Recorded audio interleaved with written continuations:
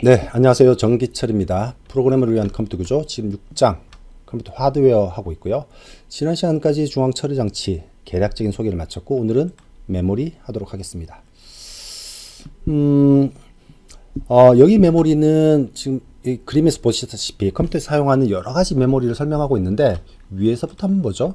CPU 내부에 있는 레지스터, 그 밑에 메인 메모리, 우리가 말하는 램이죠. 그 밑에 있는 것들은 다시 외부 기억 장치입니다. 그래서 이 외부 기억 장치는 보통 별도의 챕터에서 많이 다뤄요. 근데 우리 수업 시간에는 다음 영상에서 보여드릴 입출력 장치 여기서 살짝 설명을 할 거고요. 근데 여기 있는 그림에 있는 마그네틱 테이프 요즘 쓰지도 않죠. 옵티컬 디스크 CD 같은 겁니다. 요즘 쓰지도 않죠. 마그네틱 디스크 보통 우리가 말하는 하드디스크 기계식 하드디스크인데 요즘 많이 쓰지도 않습니다. 그래서 요즘 밑에 있는 이 메모리들은 특히나 개인용 PC에서는 사용하지 않고요. 대형 PC에서도 마그네틱 디스크 정도만 사용하고 있지 그 밑에 건 별로 사용하지 않아서 개략적인 개념이나 이름만 알면 될 것 같아요. 하여튼 이렇게 메모리를 쭉 계층적으로 놓았을 때 중간에 캐시 메모리라는 게 있습니다. 요 놈은 오늘 좀 이따 설명을 드릴 거고요. 그래서 이 그림을 메모리 계층 구조, 메모리 하이라키라고 합니다. 근데 위로 올라갈수록 비싸지고요. 그리고 속도도 빨라집니다. 이 비싸진다는 말은 같은 용량일 때 가격이 비싸진다는 거예요. 그리고 내려갈수록 같은 용량 가격일 때 용량이 커진다는 겁니다. 그래서 요 정도까지 이름 정도는 기억을 하셔야 됩니다. 그래서 아까 설명드린 것처럼 요 위에 있는 걸 내부 메모리, 그 밑이 이제 외부 메모리 이렇게 말하겠죠. 오늘 우리가 관심 있는 건 이 내부 메모리에 대한 이야기예요. 자, 메인 메모리 한번 보죠. 이제 내부 메모리 또는 메인 메모리, 내부 메모리 중에 가장 많이 쓰이는 메인 메모리 한번 보죠. 우리 보통 램이라고 하는 모양입니다. PC, 데스크탑 PC를 열어보면 이렇게 슬래시 꽂혀 있는 카드가 있어요. 예전에 비트가 뭔지, 바이트가 뭔지 설명드렸죠. 그런데 우리 램, 즉 메인 메모리를 램이라고 줄여서 말합니다. 램. 앞에서 한번 설명을 드렸던 사항인데요. 램이라고 말할 때 R은 랜덤이란 뜻이에요. 그래서 랜덤 액세스 메모리입니다. 그래서 메모리를 접근하는데 랜덤하게 접근한다는 말이죠. 이 랜덤이란 말은 아무 곳에서나 랜덤하게 접근할 수 있다라는 게 아니고 이게 이제 주소 기반 메모리를 말하는데요. 그래서 오른쪽에 있는 게 이게 램이라면 램의 특정 그 단위씩, 여기서는 이제 8비트니까 한 바이트씩인데 만약에 한 바이트씩 주소를 매길 수 있다면 주소가 가장 낮은 주소에서 가장 높은 주소까지 주소를 매길 수 있겠죠. 그러면 주소 기반 접근이라는 것은 예를 들면 이런 거죠. CPU에서 주소를 던져주면, 즉 주소를 주소버스에 실으면 그 주소에 해당하는 내용물을 메모리가 넘겨줄 건데 어느 주소나 랜덤한 주소에 액세스 하더라도 죄송합니다. 랜덤한 주소에 접근하더라도 접근 시간이 동일하다는 겁니다. 이게 뭐 당연해 보이지만 앞에서 말씀드렸던 이 밑에 있는 디스크나 이런 테이프 같은 것들은 내가 읽고 싶은 위치가 가까우냐 뭐냐에 따라서 접근 시간이 달라지거든요. 근데 이렇게 인터넷 메모리, 반도체 기반 메모리는 대부분 주소 기반 메모리여서 다 램적인 특성이 있는 겁니다. 여기 설명을 드렸고요. 메모리 종류를 보면 아까 말씀드린 램이 뭐 풀네임을 말씀드렸고요. 또 롬이라는 것도 있습니다. 롬은 랜덤 액세스이기도 하고 read only이기도 해요. read only란 말은 write를 못한다는 말이겠죠. 그래서 덮어 쓸 수 없습니다. 덮어 쓸 수 없어서 그모저 지워지지도 않아요. 전기가 제거되어도, 전원이 제거되어도 지워지지 않습니다. 뭐 세부적으로 여러 또 롬이 있습니다. 알아보시면 되고요. 램은 또 정적 램과 동적 램이 있습니다. 보통 우리 정적 램은 앞에서 배웠던 플립플랍 등을 이용한 메모리고요.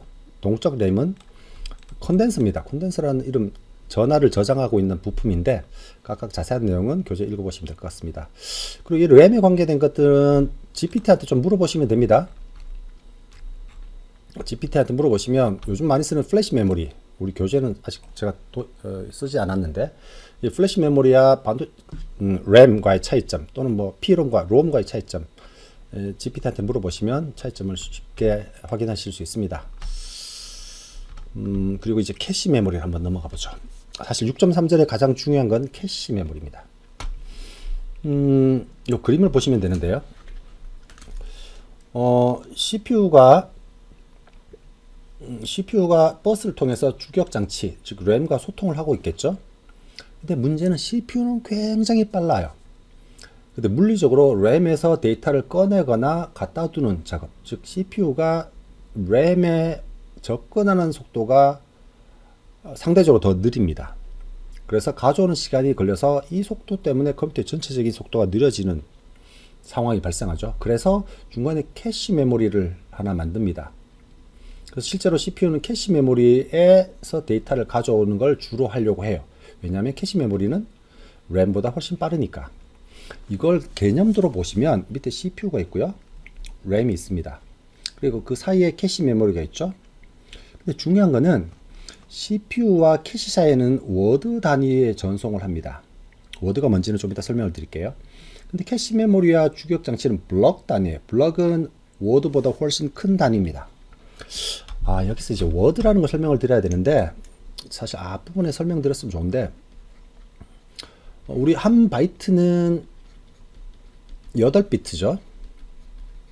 근데 한 워드는 시스템 따라 달라집니다. 그래서 한 워드라는 개념은 해당하는 시스템이 한 번에 처리할 수 있는 또는 한 번에 전송할 수 있는 단위입니다. 우리가 64비트 컴퓨터라 그러면 요즘 많이 쓰는 컴퓨터가 다 64비트 개념 컴퓨터니까 8바이트죠.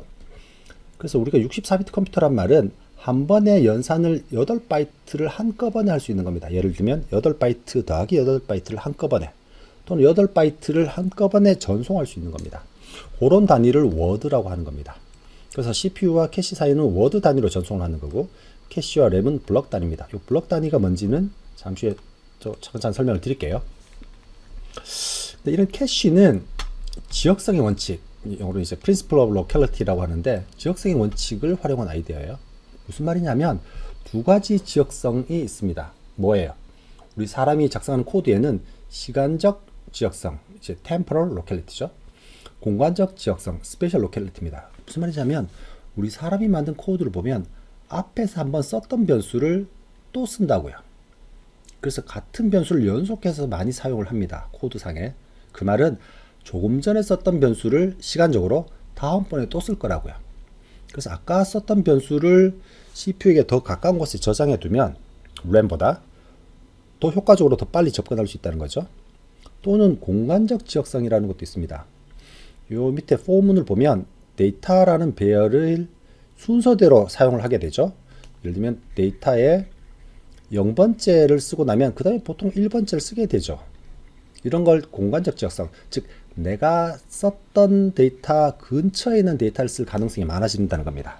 그래서 내가 한꺼번에 요 데이터 제로가 필요하면 이 데이터 제로부터 한꺼번에라는 말이 아까 말씀드린 블럭이에요.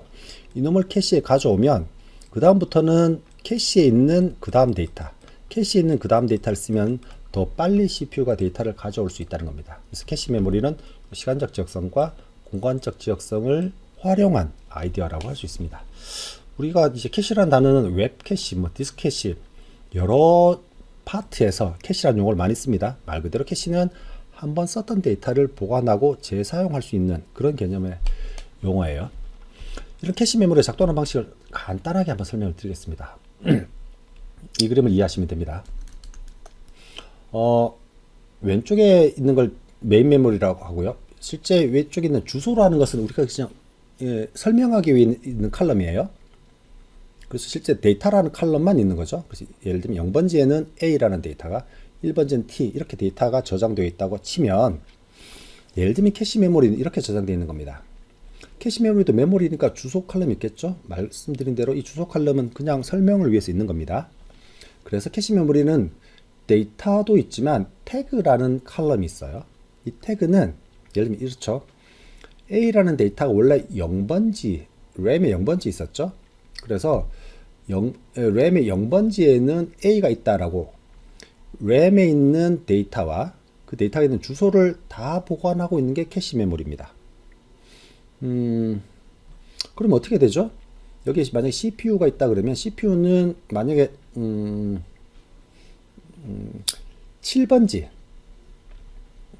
7번지 데이터가 필요하면 캐시에게 먼저 물어봅니다. 너 7번지 램에 7번지 데이터 있어? 라고 묻는 거죠. 근데 그러려면 이제 태그 칼럼을 찾아봐야 됩니다. 7번지 값이 없죠?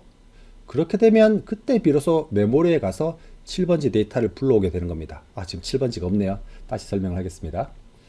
다시 데이터 6번지를 한번 생각해 보죠. CPU가 다시 6번지를 물어봅니다. 너 램에 6번지에 있는 데이터 있어? 그러면 캐시는 이 태그 칼럼을 다 찾아봐야 되는 겁니다. 그죠? 6이라는 숫자가 여기 있네요. 그러면 캐시 메모리는 램에 6번지에 있는 데이터가 D라는 걸 알고 있어요. 그러면 바로 넘겨주면 되는 겁니다. 그러면 램에 물어볼 필요가 없죠. 근데 아까 이야기했던 것처럼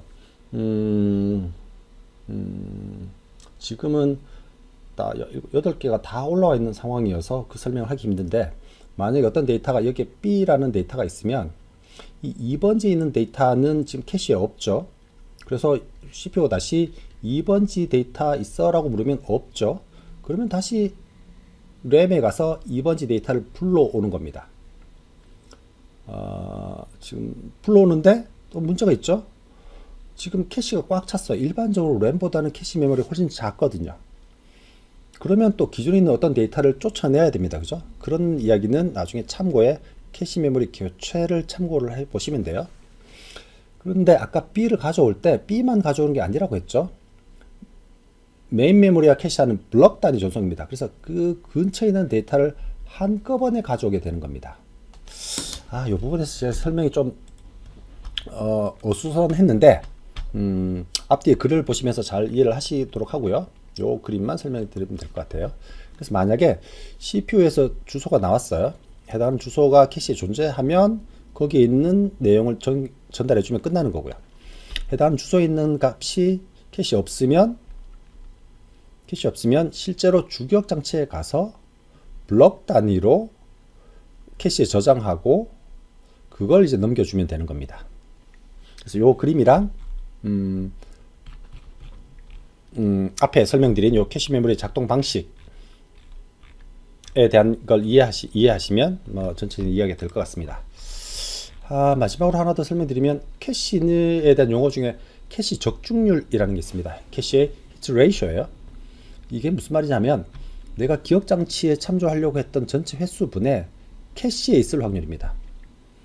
그러면 내가 기억 장치에 접근할 때마다 캐시에 있다 그러면 적중률이 1이 되겠죠. 그럼 가장 좋은 케이스죠. 근데 내가 기억 장치에 접근할 때마다 캐시 없으면 그럼 제로가 되는 겁니다. 그러면 속도가 더 느려지는 거죠. 캐시 메모리도 찾아봐야 되고 또 메인 메모리도 찾아봐야 되고. 그래서 캐시 메모리가 있을 때는 평균 기억 장치 접근 시간이 중요합니다. 그래서 내가 한번 접근할 때마다 평균적으로 몇 초가 걸리냐는 거죠. 그래서 여기 앞에 있는 캐시 적중률을 보면 캐시 적중률 곱하기 캐시를 접근하는 시간 평균적으로, 그리고 1-h는 뭐죠? 캐시 없을 비율이죠. 캐시 만약 없다면 캐시에도 접근하지만 메모리에도 또 접근을 해야 됩니다. 이렇게 평균 램 기억장치 접근 시간을 볼 수 있고, 이 기억장치가 접근 시간이 짧으려면 어차피 아까 설명드린 것처럼 램보다는 캐시가 용량이 작다고 했어요. 그래서 내가 찾고자 하는 게 없을 수가 있죠. 그럴 때는 그 캐시 듀레이션을 높이려면 캐시 메모리의 교체를 효과적으로 해야 되는 겁니다. 이 내용은 참고에 있습니다. 참고를 한번 읽어보시고요. 여기까지가 이제 메인 메모리에 대한 이야기고요. 보조 기억 장치도 쭉 있는데 아까 설명드린 것처럼 자기 테이프나 자기 디스크는 요즘 거의 많이 안 쓰니까요. 궁금하시면 책을 한번 읽어보시고, 요즘 많이 쓰는 게 플래시 메모리죠. 그리고 레이드라는 것도 있습니다. 레이드도 이제 대용량 데이터를 저장할 때 중요한 건데, 동일한 데이터를 여러 개의 디스크로 나눠서 저장하는 방식입니다. 레이드가 뭘 뜻하는지 교재를 한번 읽어보시면 좋을 것 같습니다. 예, 오늘 6.3절 메모리까지 간략하게 설명을 드렸고요. 상세한 내용은 교재를 참조해 주시고, 다음 영상에는 입출력 장치 그리고 기타 중요한 개념을 추려서 6.5절에서 다루도록 하겠습니다. 오늘도 수고하셨습니다.